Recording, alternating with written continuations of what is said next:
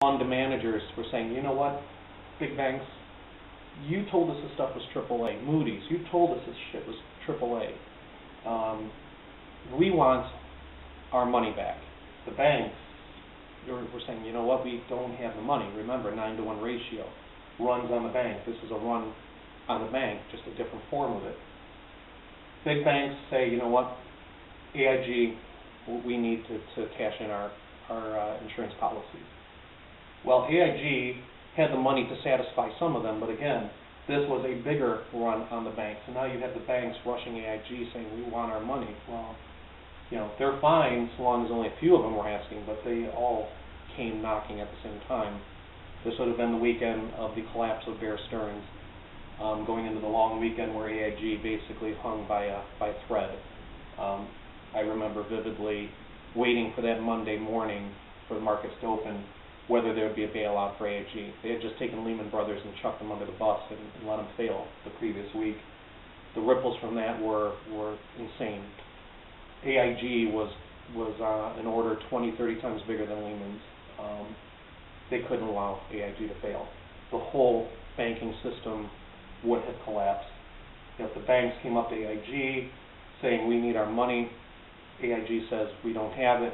Banks fail, funds fail, you see a Dow dropping to 2,000 or 3,000, your retirement funds, which were all bought into a lot of this stuff, all fail. You know, the consequences would have been disastrous.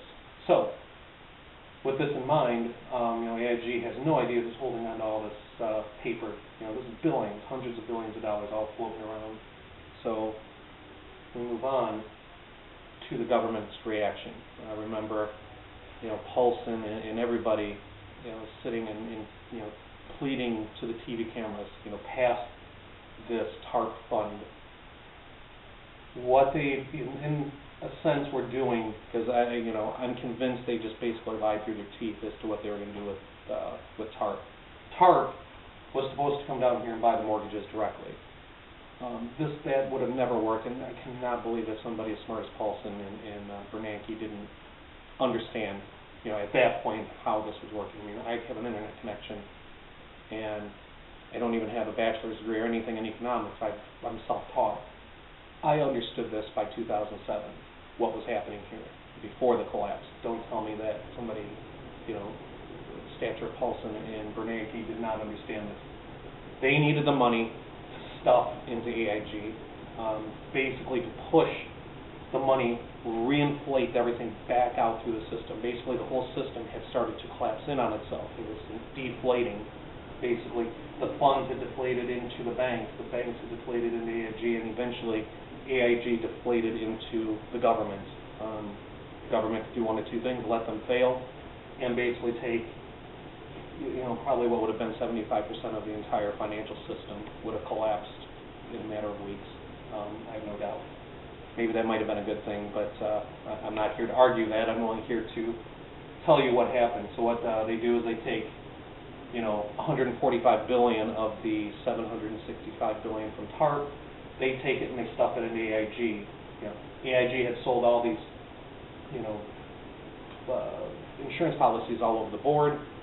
AIG, you know, basically lets those go and takes the government's money. They start paying Chase Manhattan, they start paying Bank of America, Citigroup, whoever. And they start pushing this money down. That reinflates the banks. The banks, in turn, take that and they funnel it out to Wall Street to start, you know, stabilizing these housing funds so that they don't collapse, so people like you don't continue panicking. Money markets at this point start going bad. You know, money markets are, well, you know, next to cash are about one of the safest things, or you know, a savings passbook account. Money markets start folding because people are panicking. They're all cashing at the same time. They want to get back to cash. They want to get back to treasuries, safety. Again, as I've explained, I hope you understand that that cannot happen in our system. Everybody cannot fly to safety at the same time.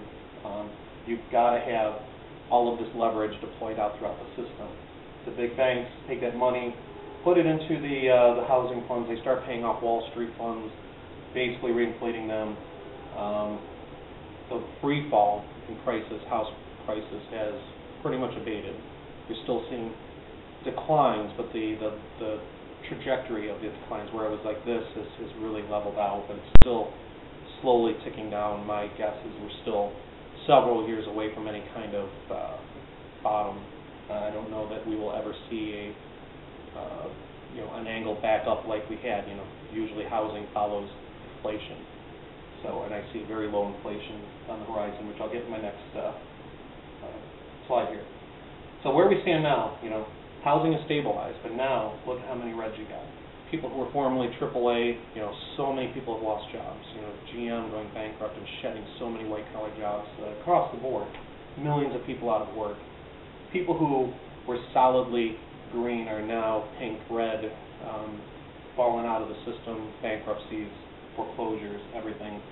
A lot of these funds are permanently toxic, even though the only thing that's keeping them pumped up right now is government money being pushed down through AG, through the banks, basically stabilizing. This is not sustainable.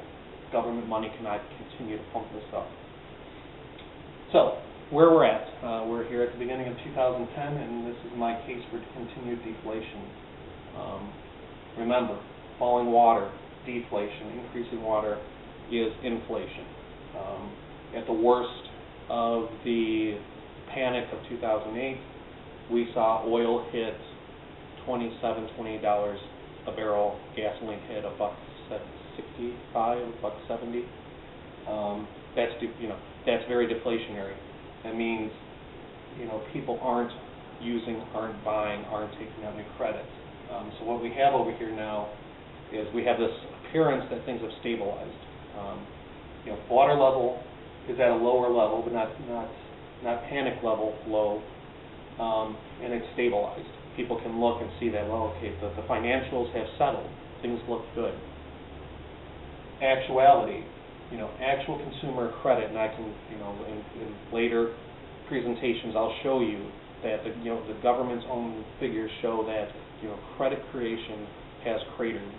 Private money coming into the system, people taking money out of cash and actually buying mortgages, and it's tanked. It's absolutely cratered. Other side, governmental spending. Remember what I said under Bush, going back to 2005, 2006, we saw $300, $400 billion deficits or overspend. That was insane at the time. That was Reagan level overspending. And then what we're seeing over on this side is $1.7 trillion in government spending under the Obama administration, which was followed up by the last year of the Bush administration of $1 trillion. This isn't the budget. This is overspending. Our annual budget, I think, runs 3.5 trillion, maybe 4. We're looking at almost a quarter of our budget being chewed up by this deficit. This is not sustainable. This will not continue. We are already starting to see the U.S. dollar suffer. We're in a period now where the dollar is actually gaining some ground, but I don't think that can continue much longer.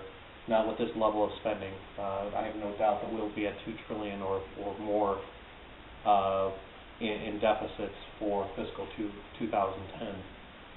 This is not sustainable. Also, what is not sustainable is the fact that the Federal Reserve is still holding rates at 0%. Remember, Alan Greenspan had reduced rates. This is the intra-bank lending, what they call the Fed window. Under Greenspan, the lowest it ever got was 1%. Under Bernanke, he had raised it up to a level, I think, somewhere around 6% over a course of 18 months, and unprecedented speed lowered the interest rate to 0. That, again, is not sustainable. That is just going to breed another set of bubbles, and it's just going to basically get worse. In my opinion, all of this points to deflation. This points to more water pouring out of the bucket. Government spending cannot continue to displace all this water. Sooner or later, this is going to go away. I think it's sooner. And it is not going to be picked up by private money. People Again, the black swan, I think we have had a